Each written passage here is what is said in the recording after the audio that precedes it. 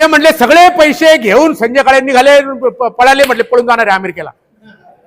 आता काय म्हणावं, माझी मुलगी बाबा सुदैवाने चांगली शिकली रे, इथं काय नाही, ती कॅलिफोर्नियात आहे, ती 6 महिन्यापूर्वीचं तिकीट काढले मी, किती, आणि तिथं घर घेतलंय, तिच्या कष्टाने घेतलंय, कळलं का नाही.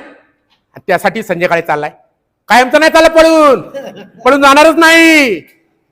काय काय काय बोलाव, आणि पैसे लावले संजय काळेच्या अकाउंटला आहे का पैसे, ते बघा त्या कोठऱ्याच्या अकाउंटला झाले का नाही जावा. वाईट आहे, इथं ब्लॅकचं चालतं का काय संस्थेत. एक तरी 28 कोटी 44 लाख राजेंद्र कोठारी, आनंद कोठारी यांच्या खात्यावर जमा आहेत. पळून चाला. अरे बाप रे, म्हटलं काय चाललंय बाप. माझ्याकडे कोण म्हटले बाई कामाला आहेत, त्याचे पगार, अरे बाबा सभापती आहे मी, माझ्याकडे शिपाई पण आहेत, त्या काय समजा दोन भांड्याला बाय येतात, शिपाई माझ्याकडे चहा देतात.